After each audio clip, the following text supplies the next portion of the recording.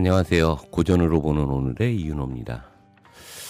오늘도 참 많은 문제들이 터지고 또 우리들이 늘 이 우울증으로 언제 해방될까 이런 생각을 하게 됩니다.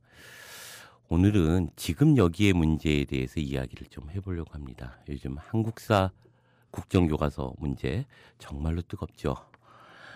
이렇게 많은 지식인들, 학생들, 시민들이 그렇게 반대를 하고 문제를 제기하고 있음에도 불구하고 도대체 어디까지 갈지 어찌 보면 우울한 대한민국에 우리는 살고 있다는 생각을 하게 됩니다.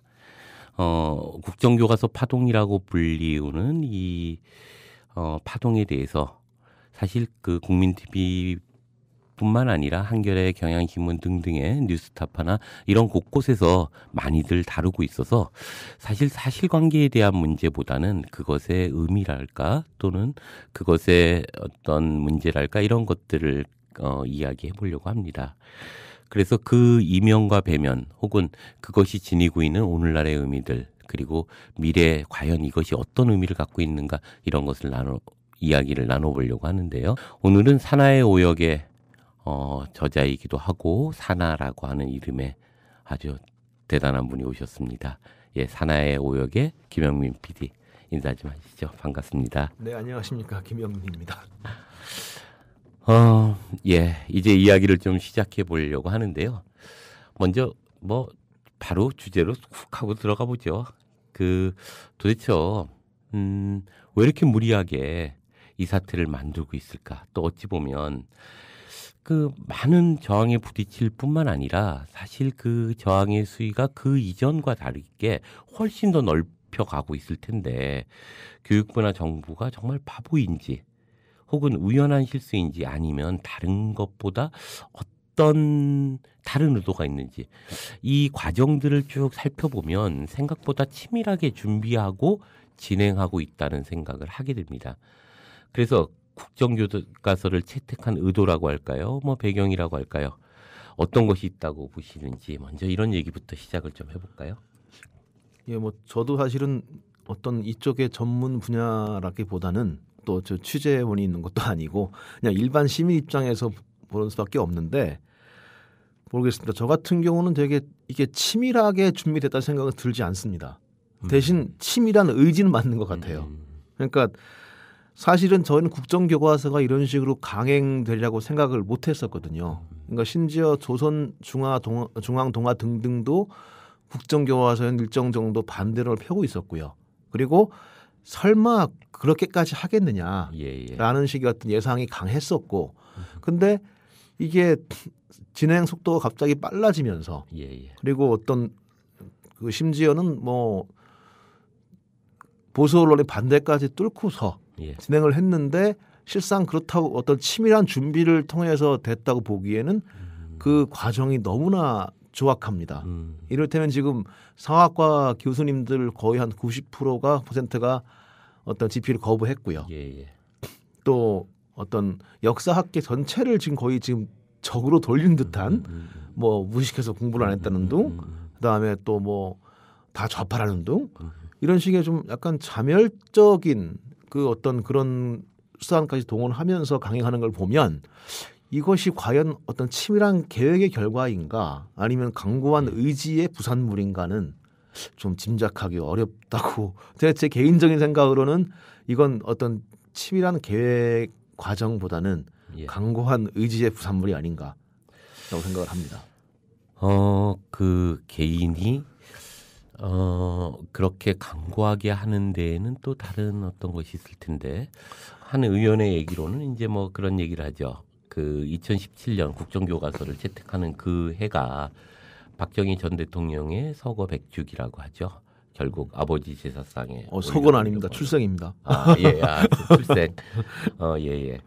그런 얘기도 들리는데 혹시 다른 의미는 없을까요? 예를 들면 이런 얘기들도 가설로 가능할 것 같은데요.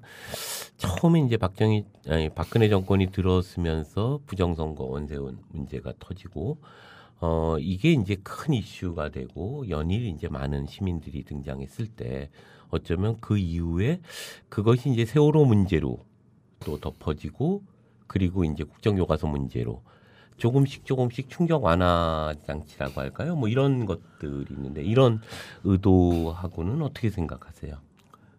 뭐 일단 저는 먼저 박정희 대통령 그의 어떤 뭐랄까 지금 박근혜 대통령의 나름의 어떤 신원이라고 그럴까요? 무슨 뭐 사도세자의 어떤 그런 것처럼 어떤 그런 아버지에 대한 어떤 명예 회복 어떤 그런 같은 경우는 되게 강고한 의지라고 생각을 합니다. 예. 실제 그렇게 많이 얘기도 했었고 또 이게 어떤 말하는 걸 들어봐도 말씀하시는 걸 들어봐도 이를테면 오늘 교과서 전체의 기운이 그렇다는 둥 어떤 그런 말씀하시는 걸 봐서는 어떤 전반적인 어떤 지금까지 어떤 역사 서술이나 어떤 이 해석에 대해 되게 상당한 반발을 지니고 계신 것 같아요. 이제 그거를 통해서 이번 기회에 어떤 그걸 좀 고쳐서 그리고 어떤 뭐 희망적이고 뭐 어떤 이른바 패배주의에서 벗어난다는 의미가 뭔지 모르겠으나 어떤 본인의 아버님이 이룩하신 근대 이른바 조국 근대화나 어떤 그런 긍정성을 강조하면서 어떤 또한 동시에 아버지의 명예 회복을 생각하고 계시지 않나 그런 생각을 해봅니다만 근데 가장 중요한 거는 이걸 예단할 필요는 없다는 겁니다. 단지 그분들이 말씀하시는 것을 비추어 반대를 할 수는 있겠지만 우리의 교과서 내용을 예단할 수는 없을 것이고요. 또 뭐 박정희 대통령의 뭐 100주기에 이거를 올려놓겠다는 하실 것 같은 경우는 그럴 수는 있겠으나 유추할 수는 있겠으나 우리가 굳이 그것을 갖다가 어떤 우리 반대의 근거를 삼을 필요 없지 않겠는가 하는 생각이 들고요. 그리고 오히려 이제 두 번째 말씀하신 거 혹시 다른 문제를 돌리려는 게 아니겠느냐. 저는 좀 다른 생각하고 있는 거는 일단 세월호 문제 같은 경우는 제 개인적인 생각으로는 지금 저쪽이 급할 게 하나도 없다고 생각이 들어요.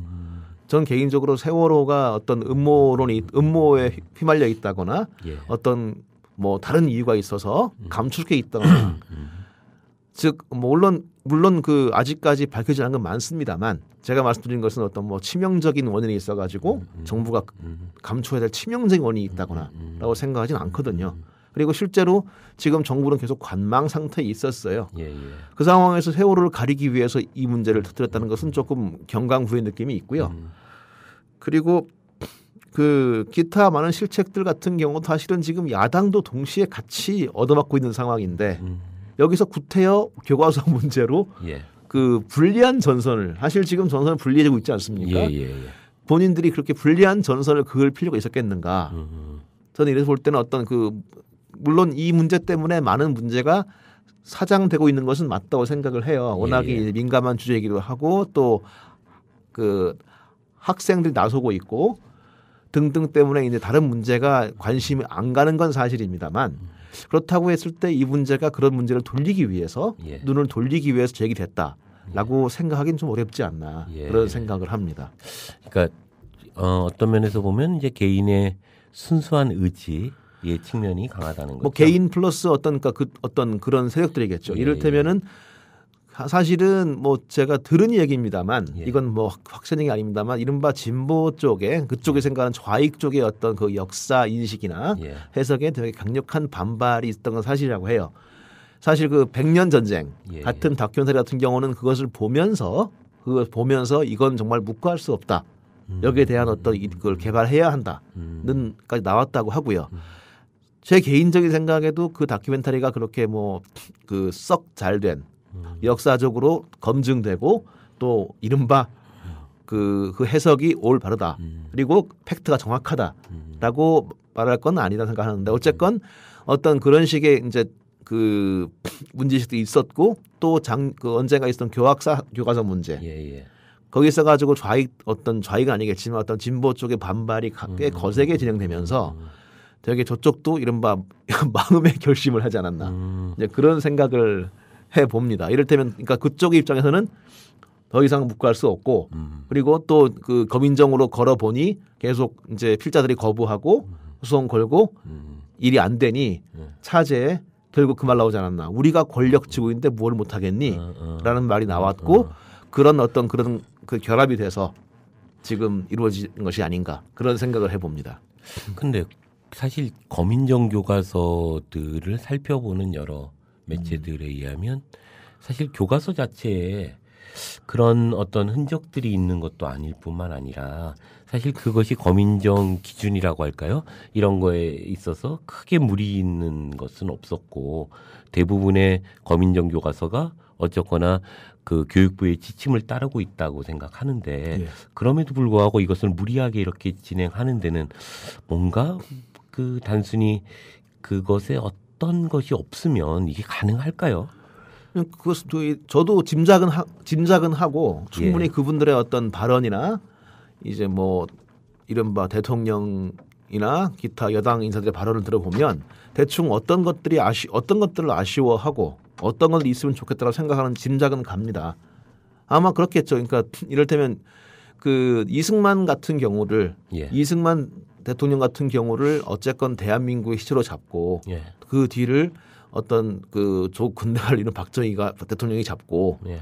그 다음에 그 와중에서 이 근대화 와중에 민주화는 약간 좀 아울러 이룩한 그런 식으로 생각을 하고 싶고 유도를 하고 싶은데 또 어쨌건 대한민국을 이루고 우리가 이 자유민주주의라는 걸 갖다가 채택한 것을 어떤 세계사적인 큰 공로로 보고 예. 기술하고 싶은데 실상 이제 그 우리 현대사라는 것은 되게 복잡하고요. 그런데 예. 그런 것들 갖다 반영을 하기에 너무나 복잡한데 예.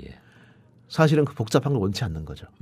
되게 단순한 구도. 그러니까 저희가 배웠던 그냥 해방이 됐는데 공산당이 들어왔고 소련이 들어왔고 분단돼서 우리는 통일을 하려고 하고 싶었지만 북한이 거부해서 통일이 안 됐고 유엔 감시하에 유일한 합법 정부의 인정을 받았는데 저 북한 공산 집단이 쳐들어 내려와서 전쟁이 일어났고 유엔군들이 도와 살았고 그다음에 분단돼서 우리는 못 살았다가 결국 이제 그 이승만 독재를 사육으로 물리친 다음에 혼란기가 왔고 5.16을 통해서 안정과 성장을 이루었고 결국 그 바탕 위에서 오늘 우리가 있다라고 얘기하고 싶은 거라고 생각이 들어요. 아니 그래도 교과서의 많은 부분이 사실 거기로부터 또 그렇게 크게 벗어나지는 않고 있지 않나요? 그러니까 바로 몇 가지 사건을 빼놓고는. 그렇죠. 이를테면 그런 거죠. 그 빛과 그림자가 있다고 할 때 사실은 저는 그 명암과 공과가 같이 나오는 게 맞다고 생각이 드는데 이제 사실상 그 명암에서 암을 현격히 줄이고 명을 늘리는 과정은 충분히 가능하겠죠. 이를테면은 그 이승만 대통령에 대해서도 이를테면 건국의 공로자이며 독립을 한 다음에 하지만 만년의 독재는 그 공을 흐렸다라고 표현할 수도 있는 겁니다. 그런데 그것이 팩트다라고 주장할 수도 있는 거죠. 근데 하지만 그런 기술이 절대로 맞을 수는 없는 거고요. 그렇죠. 그리고 이승만 대통령이 과연 한국 전쟁에서 우리를 지킨 공로자인가라고 생각할 때 저 개인적으로 이승만 대통령 덕분에가 아니라 이승만 대통령에도 불구하고 저희가 생존한 것이 기적이다라는 생각을 하거든요. 예를 들면 한강 다리 끊고 도망가서 서울 시민에게 그 안전하다고 이야기했던 자가 이승만 대통령이고 또 돌아와서는 그 보복들을 엄청나게 서울을 지켰던 사람들에게 향해서 보복을 했던 이 끔찍한 사건들이 교과서에 실려 있거나 이러지 않거든요. 사실 어떤 면에서 보면 훨씬 더 많은 부분에 대해서 우리가 적어도 우리 역사를 성찰하고 돌아봐야 될 일들이 많은 부분의 교과서에서 실려지고 있지 않음에도 불구하고 그나마 있는 것들마저도 이제 좀 희석을 바꾸자는 시키려는 거겠죠. 그러니까 사실 이승만 대통령이 뭐 교과서에 제가 다 못 봐서 모르겠습니다만 이를테면 국민 방위군 사건 같은 거 그 같은 경우는 전쟁을 한 나라에 있어가지고는 이 국민 방위군 사건은 거의 있을 수가 없는 그러니까 그 국토 방위의 주력이 되고 근간이 될 청년 장정들을 소집을 해서 수만 명을 굶겨 죽이고 얼려 죽인 이런 사건들은 그러니까 전쟁을 한다는 나라의 대통령이 아니었죠. 그런데 그런 부분들이 거의 묘사가 안 될 겁니다. 근데 물론 이거 아까 말씀드린 예단할 수는 할 필요는 없습니다. 하지만 기본적으로 우리가 이승만을 평가하거나 또 우리가 패배주의란 말을 쓰는데 과연 우리가 무엇을 승리했고 무엇을 패배했는가라는 그 질문을 던질 때 저희가 분명히 짚고 넘어갈 부분이 있을 겁니다. 그 어쨌거나 지금 이제 우리가 얘기하고 있는 것은 뭐 일정하게 그 의도가 뭔가 그리고 어떻게 될 건가 이런 추측인데요. 이 추측이 또한 위험하기도 하지만 바뀌라고 하는 것이 보다 현실성을 가질 수 있을 거라는 생각 때문에 이제 많은 추측들이 나오고 있는 건데요. 어쨌거나 이제 좀 다른 문제로 좀 들어가 보고 싶은데요. 제가 페북에서 이제 역사 관련 전국 동문들인가요? 그 동문들을 반대 서명을 조직하고 계속 그걸 이제 김영희 선생이 하는 걸 제가 보면서 대단한 호응들이 있었는데 어떠세요? 상당한 성과가 있었다고 보는데 그게 교수들의 그 성명보다 먼저 시작한 거죠? 그러니까 저는 그냥 개인적으로 정말로 개인적으로 제 페이스북에서 이제 한 건데 제가 생각할 때 제가 한 1000명 정도의 이제 서명을 받긴 받았는데 어떤 저 같은 경우는 정말로 일단 모아보자 그 뒤에 뭔가 어떻게 되겠지라고 생각했는데 사실 그 뒤에 어떤 뭐 언론 노출이나 발표가 사실 잘 못 돼서 죄송한 마음도 있습니다. 근데 어쨌건 그 당시에 이제 그 재학생들이 또 서명운동 발표하길래 그때 제가 얘기해서 같이 하자. 그리고 그 어떤 명분을 넘기겠다. 그래서 그 이제 같이 한 날 발표가 됐었습니다. 그걸 하시면서 느낌은 좀 어떠셨어요? 이르자면 이걸 이제 하다 보면 그 분들의 이제 반응들이 이제 느껴질 텐데 예컨대 학생들은 이제 사회 활동하는 게 아니니까 어쨌거나 일정한 그 자기 삶으로부터 좀 거리가 있을 것이고 그래서 순수하게 이것이 옳고 그름을 가지고 판단할 수 있지만 사실 동문들은 어쨌거나 자기의 이제 생활의 조건 속에 놓여 있지 않습니까? 그랬을 때 이제 주저주저하는 부분들도 생각보다 많았을 텐데 그럼에도 불구하고 어떤지. 그러니까 일단 제가 생각할 때 가장 사람들이 분노했던 것은 어떤 뭐 사실 뭐 그 교과서의 내용이 어떻게 될 것이다도 있었겠지만 왜 국정이냐, 왜 역사를 당신들이 가리키는 대로만 우리가 봐야 하는 것이냐, 아이들한테 당신들의 방식만, 당신들의 시각만 그 가르쳐야 하느냐. 또 이제 사실 저도 국정을 배운 세대이기 때문에 왜 내 아이들이 내가 배운 방식으로 교과서를 배워야 하고 또 한번 혼란기를 겪어야 하고 참이란 무엇인가, 진리란 무엇이, 팩트는 무엇인가의 어떤 그런 혼란을 경험해야 하느냐. 역사란 것은 기본적으로 다양한 시각이, 열린 시각이 존재하는 것이고 그런 의미에서 국정교과서는 퇴행이다. 나는 그것이 어떤 그 공감대 이뤘다고 보고요. 상당히 많은 분들이 이를테면은 뭐 그 자기 친구들을 모아오기도 하고 그래서 자기 어떤 취지를 얘기해서 뭐 모아오기도 하시고 또 후배를 이제 페북 같은 경우는 막 이제 링크를 걸 수 있지 않습니까? 걸어서 이제 그 부르기도 하고 해서 꽤 빠른 시간 내에 한 뭐 1000명이 넘는 분들의 엄청난 이름을 모았던 것 같습니다. 모여 있던데요. 사학과 출신이 아닌 저 같은 경우 이제 소외감도 느끼고 왜 역사학과만 해야 돼 뭐 이런 어쨌거나 그때 제가 보면서 정말 많은 감동을 했습니다. 많은 생각도 하고요. 이제 조금 이제 그 얘기로 들어갔을 때 이제 국정이라고 하는 것이 어떤 의미를 갖고 있었고 또 어떤 문제가 있는지 또 이르자면 왜 많은 시민들의 반대가 의미하는 것, 왜 국정을 그렇게 반대하는지 그걸 세계사적 흐름 속에서 예를 들면 국정을 했던 나라들 혹은 그것이 갖고 있었던 당시의 역사적 의도라고 할까요? 이것이 무엇이었고 그 결과가 어떤 결과를 만들어냈고 또 한국 사회 혹은 북한 사회 이런 것들이 갖고 있는 의미들까지를 포함해서 국정에 대한 의미들을 한번 얘기를 좀 해주시죠. 그러니까 국정교과서라는 말, 저희 한국 사람들은 이 나라국에 대해서 되게 좀 환상이 있거든요. 이를테면 나라 국사고, 국회고, 국어고, 국군입니다. 근데 이 국정, 나라가 정한다는 것이 저는 가장 큰 문제는 그거라고 생각합니다. 일단 그 국정은 곧 단일 교과서겠죠. 단일하게 가르치고 단일한 사실만 나오고 거기에서 벗어나는 것을 용납하지 않고 인정하지 않는. 근데 한마디로 해서 시험이 안 나오는. 근데 제 말은 이제 가장 슬픈 거는 그러니까 이 국정 교과서라는 것은 기본적으로 어떤 역사는 과거와 현재와의 대화라고 할 때 나는 이 방식으로만 대화하겠다. 대화의 어떤 통로와 폭을 딱 하나만 두는 거거든요. 사람이 얘기하는 방식도 이를테면은 이 어조가 낮을 수도 있고 높을 수도 있고 또 통화할 수도 있고 또 무전기로 할 수도 있고 문자로 다양하게 있습니다. 그런데 이 국정교과서의 의미는 자 역사와 현재와의 대화는 나를 통해서만 하라는 선언이기 때문에 이건 되게 퇴행이죠. 그러니까 저 개인적으로 생각할 때는 이것은 그 단지 어떤 보수 우익 쪽의 문제가 아니라 저는 이쪽의 진보 쪽도 좀 생각을 해볼 게 있다고 생각하는 것은 저 개인적으로 생각할 때 교과 사태 때 좀 진보의 대응은 너무 좀 심하지 않았나. 이를테면 그러니까 좋습니다. 그 단점을 이야기하고 토론하는 거 좋습니다.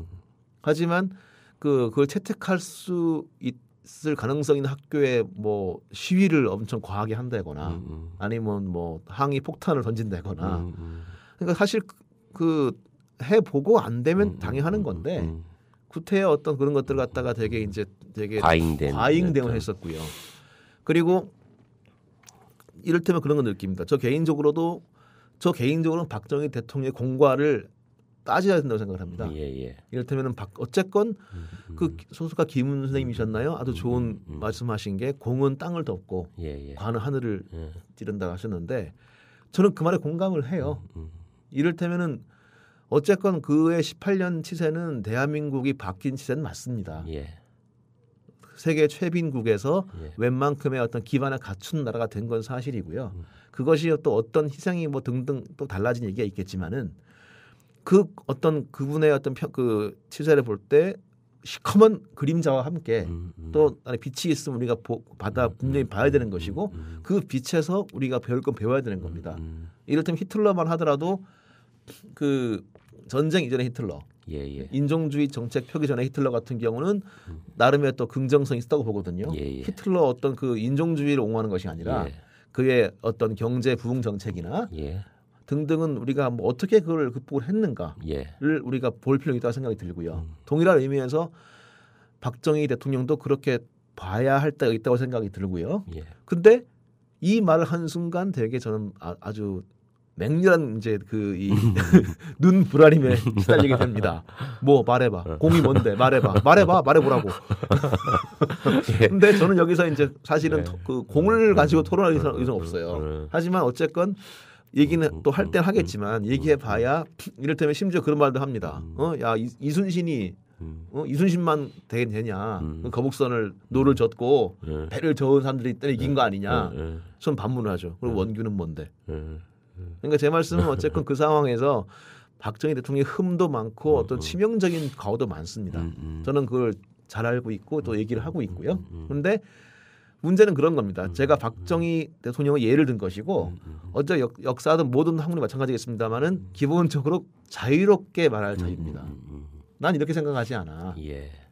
심지어 저는 그 이영훈 교수도 이를테면 위안부 문제에 있어가지고 많은 일으켰습니다만 그가 얘기할 때 어떤 팩트 이렇기 때문에 이렇게 생각한다고 했을 때 이렇기 때문에 그 근거를 공격해야지 너 감히 이런 말 할 수 있어? 라고 몰아붙이고 그를 어떤 공격하는 것은 되려 공격하는 쪽에 자승자박이 된다고 생각을 합니다. 그러면서 볼 때 어떤 단일한 역사라는 것은 그 같은 역사 해석, 똑같은 역사 해석 그리고 우리 편의 역사 해석 같은 경우는 결국은 그 편을 망가뜨린다 생각을 하고요. 그런 의미에서 국정교과서를 반대해야 하는 것이며 그리고 또한 동시에 그 반대편에 선 분들 또한 과연 우리는 어떤 그 반대를 얼마나 또 얼마나 관대한가로 한번 고민해볼 기회가 되지 않을까 그런 생각을 합니다. 그 이제 푸코 같은 경우에는 이제 그 지식은 권력이다 뭐 이런 얘기를 하죠. 이러자면 국정교과서가 되는 순간 이것은 또 다른 의미의 통제 어떤 시스템의 의미들을 갖는 것이고 그것은 이제 그 국가가 자신이 원하는 방향으로 이제 이끌고 가는 가장 밑바탕의 역사라고 하는 과거의 해석들을 틀어지고 그걸 중심으로 이제 가고자 하는 것들이 있는데 우리나라의 국정교과서가 언제 시작됐죠? 어떤 그때의 이야기를 조금 더 해주시겠습니까? 제가 알기로는 그 유신 이후에 1974년도에 시작된 걸로 알고 있습니다. 근데 그때 이제 지금 국사편찬위원장 계시는 김정배 교수님도 거기 계셨다고 알고 있고요. 그분도 그 이후에나 어떤 그 언저리 때는 되게 국정이란 되게 퇴행적인 것이다. 라는 말을 하신 걸로 알고 있고 저는 이제 그 국정교과서를 초등학교 때부터 고교 때까지 배운 세대죠. 예.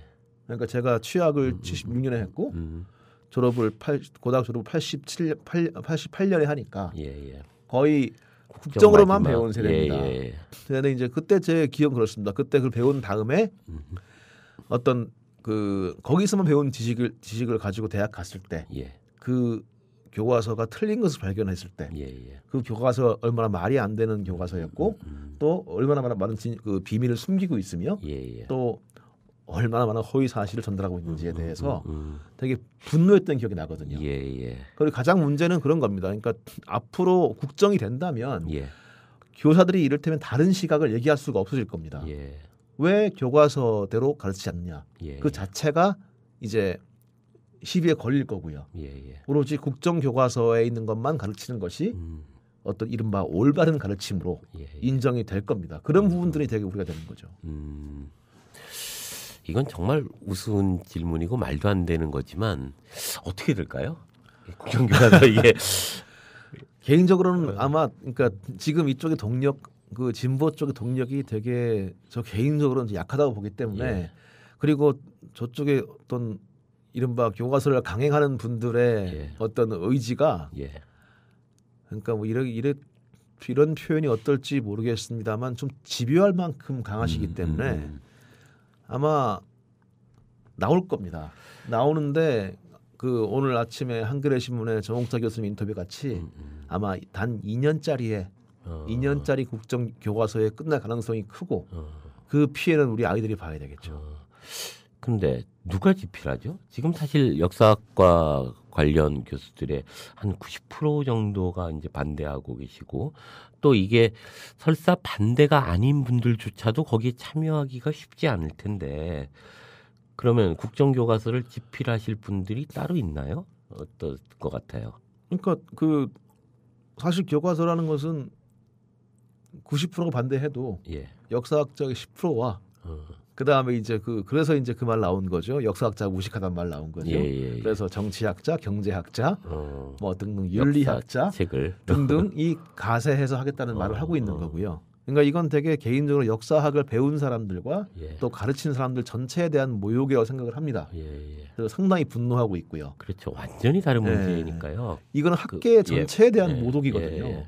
이 말을 듣고 사학계가 가만히 있는다는 것은 참 사학계 전체가 속된 말로 정말 뭐 아주 격한 말 나올 것 같아서 참겠습니다만 정말 그렇죠. 근데 지금 그런 반대도 무관하게 이제 진행되고 있고 최근에 근데 그 역사를 이제 하셨던 분들이 역사책을 내셨던 검인정 교과서를 내셨던 분들이 이제 김무성 대표를 이제 고발하는 사태가 모욕으로 이제 고발하게 되는 사태가 일어나는데 이러자면 그분들이 이제 사학계가 어쨌거나 들고 일어나고 있는 거잖아요. 근데 이후에 어떤 뭐라고 할까요? 행동이랄까 뭐 이런 것들의 움직임은 어떤가요? 저쪽의 움직임 말씀하시는 거예요? 아니요. 그 사학계 내부에. 그건 저도 모르죠. 저도 잘 모릅니다. 그러니까 제가 들은 얘기는 되게 그러니까 들은 얘기는 되게 사학과 전체 이를테면 대학 교수님들 물론이고 대학원생들 그다음에 또 심지어 교육대학원의 역사전공 학생들 그다음에 어떤 학부생들 그리고 그 모두가 지금 되게 격노했다고 알고 있고요. 이를테면 저한테도 이를테면 그 제가 있는 페이지에 어떤 그 연대 교육대학원 같은 경우는 그 성명서를 냈으니 좀 게재 같이 할 수 있겠냐라고 기꺼이 응한 상황이고요. 근데 그런 움직임들이 계속 나오고 있고 또 기본적으로 지금 역사학계가 집필 그 새로운 교과서 집필이나 어떤 제작의 협조 전면적으로 협조할 가능성은 거의 없다고 봐도 무방할 것 같습니다. 그런데 이미 그걸 각오하고 있는 것처럼 보여요. 정부 쪽은. 그러니까 준비되지 않았으면 이렇게 밀어붙일 문제는 아닐 것 같은데. 준비란 건 딱히 내가 생각할 딱히 필요가 없는 게 이미 논리는 다 나와 있습니다. 이를테면 그 공주대학교 교수 이명희 교수인가요? 이제 그런 분들이 말씀하시는 것들이나 또 어떤 교과서를 한번 해본 경력이 있지 않겠습니까? 아마 제가 생각할 때 국정교과서가 만들어진다면 그 집필지는 교학사 교과서를 만드신 분들 주축이 될 것입니다. 되겠죠. 그리고 이른바 그 뭐 뉴라이트라 일컬어지는 각종 경제학자들, 이제 경제사학자, 정치사학자들 다 합치면은 어떤 그런 구성이 되겠죠. 그러니까 그래서 어떤 사학과에서 망라하겠다는 말이 나오는 것이고 또 노장청을 얘기하는 거 봐서는 이를테면 뭐 어떤 그 경력보다도 어떤 사실 노장청은 그 소수에도 있거든요. 그거를 운영하는 것이 아닌가 그런 생각이 들고 또 이제 물론 교수뿐이 아니라 이제 교사로 넘어가면 더 많겠죠. 아, 그렇죠. 이제 인적 정의도 많을 것이고 이제 그런 분들이 가세를 한다고 생각하면 실상 교과서가 쓸 사람이 없어서 못 쓰지 못할 겁니다. 단지 이제 그렇게 사학계를 그 붕괴시키면서 낼 수 있을 것인가의 문제는 이제 남아 있겠네요. 근데 그런 문제는 별로 개의치 않는 걸로 보입니다. 그죠? 지금 상황에서 봐서는 거의 막 나가고 있는 거의 역사학계를 없는 걸로 치부하는 것 같아요. 그러니까 정말 개인적으로 사학과를 나왔습니다만 공부는 안 했습니다만 아이 솔직히 김무성 대표 말할 때 좀 찔리더라고요. 전 대본은 그렇게 안 했지만 공부도 안 했거든요. 그런데 어쨌건 사실 그 멘트 같은 경우는 정말로 이 사학과를 나온 사람이나 또 가르치는 사람이나 지금 공부한 사람들이 되게 모욕감을 느낄 정도의 말이었고요. 그런데 그런 말을 하면서 또 실질적으로 배제한다라고 했을 때 보통 상식적으로는 못할 일입니다. 그런데 그걸 지금 하고 있는 거죠. 이거는 이미 뭐 각오를 했다고 봐야죠. 그리고 그 내용이 있든 없든 가겠다는 거죠. 그러게요. 최근에 이제 송복 교수 발언도 이제 참 기가 막힌 발언들을 하고 계셨는데 그래요. 그런 이제 조금 한번 이런 문제로 좀 들어가 보면 역사라는 것이 그렇다면 뭔가 이러자면 역사라고 하는 것이 이제 사실 그 자체만을 의미하는 것은 아닐 거고 분명히 거기는 해석들이 있고 그것들을 통해서 이제 과거의 문제를 가지고 현실을 보고 그것을 통해서 이제 미래의 가치들을 만들어내가는 걸 텐데 역사라는 것이 우리에게 무엇을 의미하는 것인지 하는 문제와 특히 또 역사 교육은 조금 다를 것 같아요. 역사 교육이라고 하는 것은 역사적 상상력의 문제이냐 아니면 민족적 정체성 내지는 자긍심의 문제이냐에 따라서 초점을 어디에 두느냐에 따라서 또 다른 문제일 텐데 어떠세요? 그런 문제들을 통해서 역사 그리고 역사 교육은 어떻게 되어야 하는지. 근데 정말 이 질문이 점점 어려워져 가는데 저는 한낱 그냥 일반인일 뿐입니다. 뿐이고 제가 역사 교육이나 그런데 뭐 논할 자격이 안 된다고 생각을 하고요. 그냥 제 일반 시민 개인 입장에서 말씀을 드리면 그 첫째로 역사란 무엇인가? 그러니까 제가 이를테면 그 옛날에 그 언론사 시험을 볼 때 면접을 봤습니다. 갑자기 이제 면접관이 묻더라고요. 전에 사학과를 나왔구만. 예, 그렇습니다. 역사가 뭐야? 이치카 빼고. 저희가 항상 이제 없는 아주 그 경고가 있지 않습니까? 역사는 과거, 현재와의 대화입니다. 그 얘기를 해야 되는데 그거 빼고 이치카 빼고 되게 당황했던 기억이 납니다. 근데 그것처럼 사실 역사란 무엇인가라고 했을 때 그걸 뭐 몇 가지 명제로 답할 능력은 안 되고요. 저는 일단 그 어떤 그 우리가 흔히 말하는 경구, 역사는 과거와 현재와의 대화다. 난 그렇게 시작을 한다고 생각하면은. 대화란 무엇인가에서 또 얘기를 해봐야 생각합니다.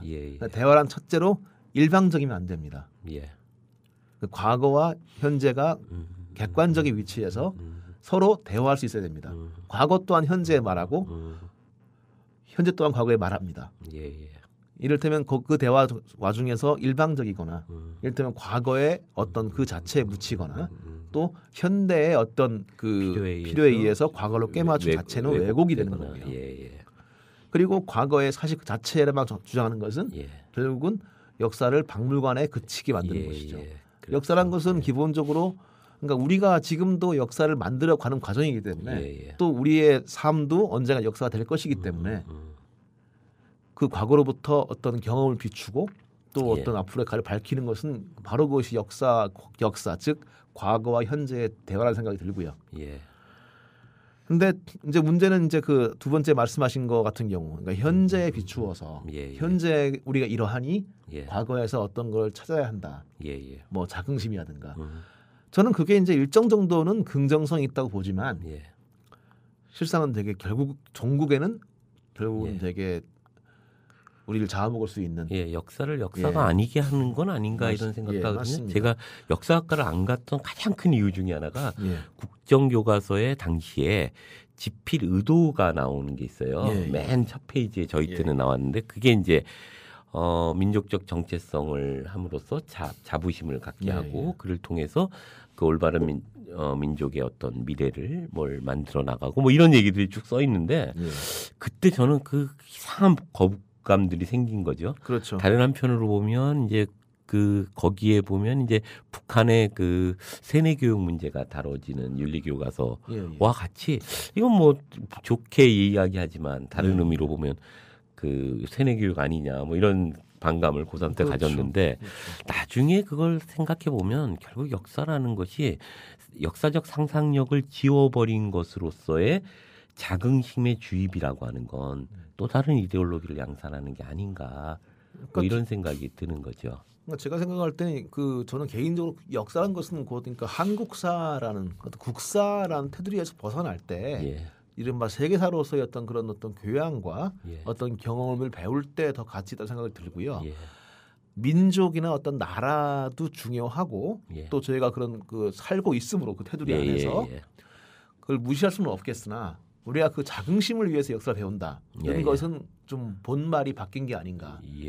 저희 나라 이를테면 그러다 보니까 뭐 환단고기 같은 어떤 좀 우리의 찬란한 고대사에 빠져버리는 상황이 발생을 하고요.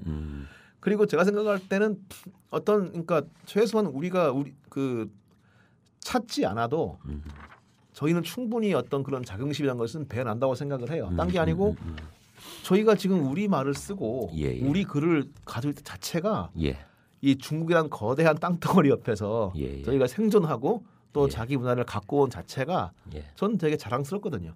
그 큰 자랑 아닐지언정 뭐 세계를 주름잡고 하지 못했을지언정 하지만 이것도 저희가 절대로 놓치면 안 될 어떤 자긍심을 생각을 하고요. 근데 문제는 그 자긍심을 역사를 배우는 이유다라고 한다면 그것은 강요되는 어떤 것이기도 하죠. 또. 그러니까 본질과 어떤 현상이 바뀌는 거죠.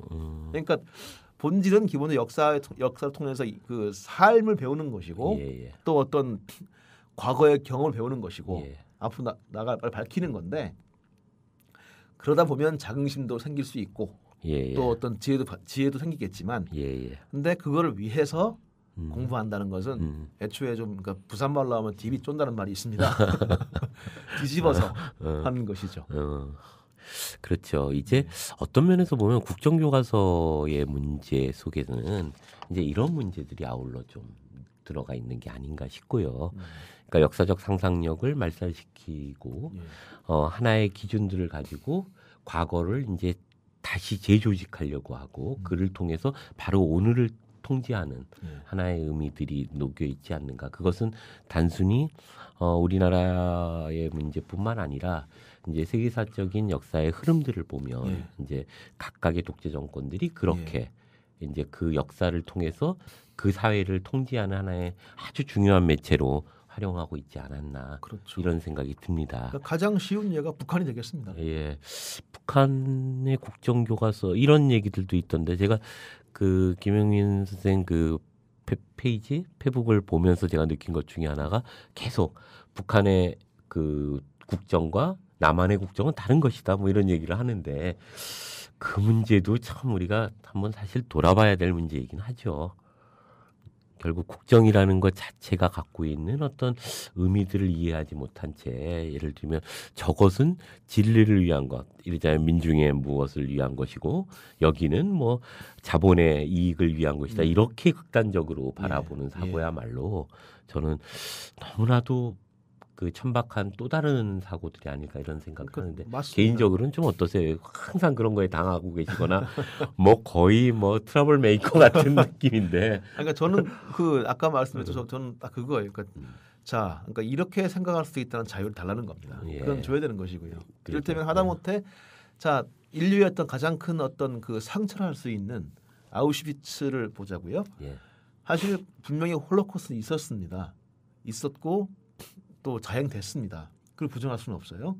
그런데 자, 그럼 이런 숫자 문제 나왔다고 칩시다. 예. 자, 숫자가 이를테면 거기서 그렇게 못 죽인다. 예. 그 뭐 시설도 안 되고 그런 상황도 못 됐다. 좀 과장돼 있다라는 주장을 했다고 할 때 그 주장만으로 이 사람이 낫지를 몰리고 어떤 뭐 처벌의 위기에 몰리고 하는 것은 저는 아니라는 겁니다. 그러니까 적어도 그 숫자가 중요하지 않다는 걸 인정하나 최소한 어떤 그 진실이란 것은 그의 어떤 취지나 그 다음에 왜 이걸 주장은 중요하지만 어쨌건 그거 상황 그 진실 팩트 정말 홀로코스트가 그 어떻게 자행됐고 그런 양상을 분명히 알아야 하므로 누군가가 아니 과장이다라고 할 경우는 그것 또한 팩트인가 아닌가를 알아야 되는 것이고요. 또한 아까 예를 들었지만 위안부 문제. 저는 이번에 과거 이영훈 교수나 박유화 교수 문제 가지고도 이제 엄청나게 있었는데 저 개인적으로 생각하는 것은 뭐 저는 개인적으로 반대한다 하더라도 그런 문제는 그분들의 주장을 들어야 한다는 겁니다. 듣고 그 근거를 격파해야지 그 주장 자체를 그 악으로 몰고 이른바 뭐 정말 사악하게 어떤 취급을 하고 매국노 그다음에 어떤 뭐 친일파라고 몰아붙이는 것은 저는 오히려 그쪽을 공격하는 쪽에 정당성을 와해시키고 그 근거를 약화시키는 게 아닌가 하는 생각을 들거든요. 근데 바로 그런 거에서 저는 되게 좀 깝깝한 거지. 좀 이른바 진보 좌파는 아니겠습니까? 진보라고 자처하시는 분들도 그런 모습을 참 많이 보이시거든요. 결국 국정교과서의 폐해 아니겠어요? 그런 분들의 대부분은 사실 국정교과서로 공부를 했고 진리는 하나다라고 생각하는 그 전제를 깔고 있다는 거죠. 이러자면 그것이 정권에서 이야기하는 것이 이제 무너지고 자기 나름대로의 체계를 가지고 이제 공부를 해나갔을 때 또다시 그런 이분법, 성과 악이라고 하는 이분법 안에서 존재해왔던 그 방식 그대로 또다시 자신은 선이 되어버리는 이런 것이 이제 결국 국정교과서로 배웠던 것이 갖고 있는 어떤 관습 같은 거라는 생각도 좀 드는데요. 맞습니다. 어떠세요? 사학과를 어쨌거나 공부를 안 하셨다고 하지만 사나이 오역도 내시고 꾸준히 역사의 문제에 대해서 누구보다도 적극적으로 이제 사람들과 접촉하고 계시는데 어떠세요? 다른 나라의 교과서들의 흐름이라고 할까요? 혹은 유럽이나 뭐 다른 나라의 교과서들은 어떤지 혹시 좀 생각해 보신 것들은 좀 있으신가요? 죄송합니다. 그건 잘 그래요. 그 자유교과서 얘기들이 이제 거민정을 넘어서 이야기가 나오고 있는 사실 유럽에서 많은 부분들이 이제 그런 거민정 체계를 넘어서 이제 자유교과서 체계를 갖고 있는데요. 이것은 다른 의미로 보면 그 사회가 갖고 있는 적어도 상식적 교양이라고 할까요? 맞습니다. 이런 것들이 일정하게 이제 자리 잡아가는 과정에서 이제 만들어졌을 텐데 그래서 적어도 스스로가 시민적인 의미에서의 조율이라고 할까요? 이런 것들이 일정하게 있고 그러기 때문에 이제 교과서를 넘어서는 교과서가 아닌 것으로서의 교과서 뭐 이런 것들이 가능할 텐데 우리나라에서는 어떨까요? 그러니까 저 개인적인 생각은 이 한국에서의 교과서라는 것은 어떤 이 딴 나라의 교과서와 좀 다르다고 생각을 해요. 그러니까 첫째는 일단 시험 과목입니다. 시험 과목이고 또 어쨌건 저희 같은 경우도 어떤 아까 말씀드린 바 어떤 시민적 상식이랄까요? 사실 그런 것들이 있어가지고 지금 또 어떤 정립이 안 된 사건들과 사안들이 너무나 많습니다. 하다못해 어쨌건 그 대통령이 사과를 했던 제주 4.3 항쟁마저도 이미 또 그 옛날로 돌아가려는 그런 시도가 지금 자행이 되고 있고 또 어떻게 그게 무슨 항쟁이냐 폭동이지라는 주장이 당연히 힘을 얻고 있고 어떤 합의가 지금 된 상황이 아니기 때문에 그러니까 제가 생각할 땐 그 합의를 지금 이제 도출해 가는 과정이기 때문에 제가 생각할 때 어떤 국가적이나 아니면 최소한 사회적이나 또 학적으로 어떤 그 합의하고 공인하고 자, 이 정도의 수준은 우리가 동의한다라는 정도의 합의는 계속적으로도 이제 있어야 될 것 같고요. 그런 의미에서의 거민정의 어떤 확대는 필요하지만 어떤 자유교과서는 좀 시기상조가 아닌가 그런 생각이 들고 만약 그게 이제 이루어질 것 같으면 뭐 우리 민족의 역사가 저 한 9,000년대로 올라갈 거고요. 신석기 시대에 대제국이 있었을 것 같고요. 그렇죠. 적어도 중국 땅의 반은 이제 우리 것이었고요. 근데 그것이 교과서에 나온다고 한다면 그것 또한 문제가 될 것이고요. 어떤 교과서든 간에 말입니다. 예. 이제 그런 문제가 있을 것이고 또 저 생각할 때 어떤 그런 자유 교과서는 조금 좀 어떤 우리가 생각을 좀 더 해봐야 될 게 아닌가. 지금은 어쨌건 최소한 역사 해석의 독점, 즉 그러니까 이것만 가르쳐라. 나의 생각이 역사다. 나는 국정 교과서의 어떤 그런 이 발상은 막아야 할 때가 아닌가 그런 생각입니다. 요즘 제가 그 옛날에 쓰셨던 사나이 오역들을 다시 한번 쭉 보고 있는데 정말 재밌어요. 이러자면 다른 의미로 보면 자유교과서 작업을 하고 계신 거죠. 교과서에 나오지 않는 이야기들. 저는 특히 이제 유신시대 이야기들을 되게 재밌게 보고 있는데요. 저는 이제 두 분, 예를 들면 한홍구 선생님과 김영민 선생의 그 이야기들을 통해서 저는 유신을 분명히 겪은 세대임에도 불구하고 유신의 이야기를 다시 보는 것 같아요. 또 어제 페북에서 이제 뭐 김상진 열사나 또 그 전에 이제 국기 학위식 이런 문제들 참 재밌었다고 보는데요. 이게 어쩌면은 국정교과서에서 그 절대로 다룰 수 없는 이야기일 거고 저는 그 중에 특히 뭐 이승만의 그 보복들 이런 이야기들이 이제 되게 우리가 한번 역사란 무엇인가를 정말 돌아볼 문제는 아닐까 이런 생각을 하게 되는데요. 그런 점에서 김영민 선생님이 쓰셨던 사나이 오역 이게 교과서로 만들어주면 정말 재밌겠다 이런 생각을 좀 해본 적이 있어요. 근데 어떠세요? 그 중에 뭐 좀 재미있는 얘기, 의미 있는 얘기 하나 좀 해주시면 어떨까 싶은데요. 그러니까 그 뭐 국기학위식 말씀하셨는데 저는 정말로 저는 싫어하거든요. 그러니까 축구라고 있었는데 축구를 하다가 정말 그 공격수가 이제 공을 잡고 공을 뺏고 달려갔습니다. 노마크였어요. 1대1 됐습니다. 골키퍼와. 근데 그때 갑자기 동해물과가 나온 거예요. 그러니까 이 골키퍼가 막고 있다 갑자기 태극기를 보고 경례를 했습니다. 순간 공격수는 슛을 못했어요. 못하고 거기서 하면 큰일 나죠. 반역자가 되는 거지. 못하고 이걸 있다가 결국은 자기도 경례한 다음에 공을 차지 않고 골키퍼 달려가 싸움을 시작했어. 그러니까 공도 못 차면서 너 이 새끼 이럴 수 있냐? 라고. 근데 그걸 제가 봤거든요. 그러니까 실제로 이 골키퍼도 머리를 쓴 거죠. 근데 그 당시에 저도 생각할 때 정말로 그 재밌는 거는 그 당시에 가장 잘 지킨 게 초등학생들이었어요. 그러니까 그 애국가 울려 퍼지면 초등학생들이 섰고요. 그 다음에 중학생, 고등학생들이 섰습니다. 그러니까 상당수가 서고 하니까 거기서는 이제 저는 기억나는 거 또 몇 명은 꼭 움직였어요. 절대 서지 않았습니다. 근데 눈총을 줬어요. 근데 하지만 그 눈총에 아랑곳 없이 움직였습니다. 저 같은 사람이에요. 바로 그런 거죠. 그러니까 애국가가 울리면 서야 한다. 국기에 대한 예의를 지켜라. 근데 국기는 예의 같은 경우는 가능한 얘기입니다. 근데 누구나 어떤 전 세계 나라가 다 가진 어떤 예의죠. 근데 문제는 자 국기 예의를 지키는 건 좋은데 국기가 하기할 때 몇 시가 되면 애국가가 나오면 반드시 근처에 태극기를 향하여 경례를 하면서 애국가를 들어야 한다. 강제되는까지 된다면 또 그것이 이제 어떤 가장 애들이 말을 잘 듣는 초등학생들이 그걸 듣고 그거 안 하면 무슨 큰일 나는 양 어떤 그 이른바 비국민인 양 그렇게 생각하게 만들었던 것이 국정교과서가 아닌가 그런 생각을 합니다.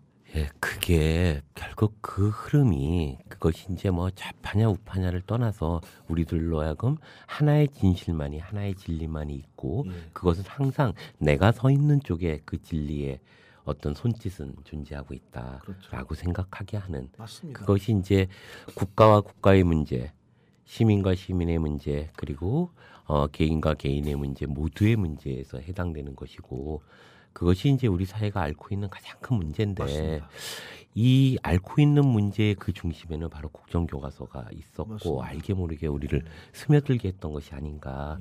제가 아까 국기학위식 얘기를 했는데 이제 저희 때는 이제 극장을 다니는 것이 금지돼 있었어요. 그래서 저희도 금지돼 있었어요. 그래서 이제 극장을 가는 것은 시험이 끝나고 단체로 단체로 가서 뭐 배너 무슨 자유의 첩자 뭐 이런 걸 보는데 거기에 가면 이제 앞에 이제 뭐 무슨 대한뉴스 이런 거 나오고 나오죠. 그다음에 이제 문화뉴스도 나오고 문화뉴스 나오고 그 전에 뭐가 있냐면 애국가가 있어서 모두가 일어나서 이제 국기에 대한 경례를 하고 애국가를 따라 부르고 뭐 이런 과정이 있었어요. 근데 저는 제가 무슨 대단한 뭐가 있었던 건 아니고 그게 뭔가 견딜 수 없고 막 돌아버리겠는 거예요. 그런 행위가 막 너무 비굴해지고 버러지가 되는 것 같은 느낌이 있고 3번은 이제 모두가 일어나서 국기에 대한 경례를 하고 애국가를 부를 때 제가 안 일어났어요. 극장에서. 근데 제 뒤에 교련 선생님이 그걸 보시고 그 다음에 학교에 왔을 때 모두가 우리 반이 집합이 된 거예요. 그래가지고 저 때문에 뭐 단체 기합에 뭐 엄청 굴린 적이 있는데 너 빨갱이야? 뭐 이런 얘기를 들으면서 그래 보면 이제 그게 이제 빨갱이가 되는. 그리고 저는 되게 자랑스럽게 경례를 했었고요. 저는 그 초등학교 때는 이제 경례를 갖다가 가슴에 대지 않습니까? 그런데 저희 딱 1년 교복을 입은 세대인데 저는 교복이 너무나 부러웠습니다. 이 거수경례 이게 정말 멋있어 보였거든요. 그리고 저는 항상 이제 국가를 부를 때는 되게 그러니까 뭐 지금도 사실은 국기에 대한 국민 의례 정도는 별 저항 의식이 없어요. 이 정도는 할 수 있지 않을까. 하지만 이제 사실 전 중고등학교 내내 이것이 맞다고 봤고 또 되게 가슴 벅차게 나는 자랑스러운 태극기 앞에 부러지기도 했었고요. 그게 그 외 저번에 그 김영민 선생이 얘기했던 것 중에 전 인민의 무슨 간부와 뭐 이런 얘기들 쭉 4대 뭘 전군의 쓰셨던 간부화, 전 국토의 요새화, 전군의 현대화. 그게 이제 먼 곳의 얘기가 아니라 우리가 불과 30년 전에 우리 스스로도 그것을 그대로 모방했던. 그래서 체력장에서 수류탄 던지기를 하면서 체력장을 했었고 늘 교련복을 입고 다녔었고 그 교련복을 통해서 일정하게 이제 제식 훈련들을 통해서 이제 집단주의라는 것들을 배웠고 이것만이 진실이라는 거 배워왔던 이것이 이제 오늘날의 우리 사회의 천박함을 만들어냈던 과정일 것 같은데요. 그러니까 저도 일종의 저희 이쪽에 그 이른바 진보 쪽의 어떤 좀 그런 편벽된 느낌들도 결국은 그의 그림자 같아요. 이를테면은 그렇습니다. 이를테면 자 뭐 천안함이다.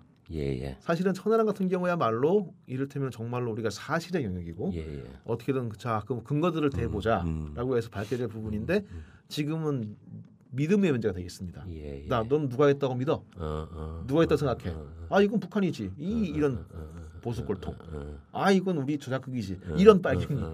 그 양쪽이 지금 결국 하고 있는 거거든요. 그러니까 서로 절대 믿지 않으면서 자기들끼리의 어떤 믿음만 공고하고 있는 상황. 근데 전 개인적으로 그런 상황도 어떤 국정교과서라든가 어떤 걸 우리가 가졌던 폐해가 남은 그림자가 아닌가 그런 생각을 해봅니다. 그래요. 앞으로 어떻게 될지는 사실 우리가 어떻게 실천하고 또 분노하고 싸워야 되느냐에 따라 달라지는 것 같아요. 이르자면 오이디푸스 왕의 신화의 이야기 속에서 예컨대 오이디푸스가 신탁을 믿고 아이를 버렸기 때문에 이제 결국 아이에 의해서 되는 건데 버리지 않았다면 그 신탁을 믿지 않았다면 뭐 내지는 그랬다면 화목하게 잘 살았겠죠.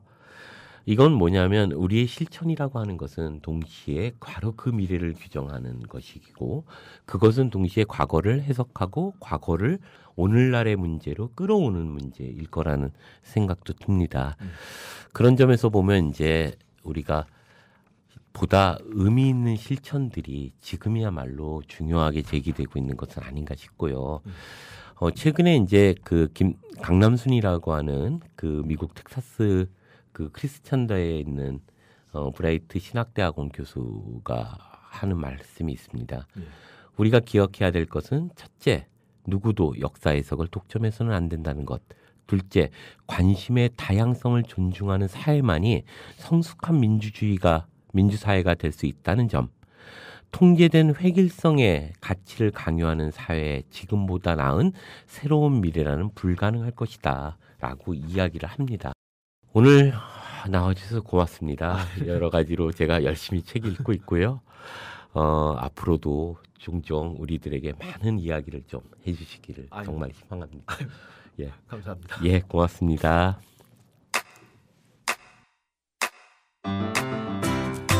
국민 라디오 지지하는 4가지 방법.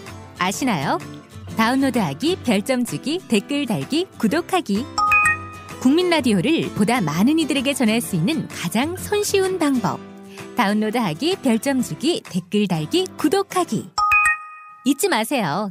다운로드하기, 별점 주기, 댓글 달기, 구독하기.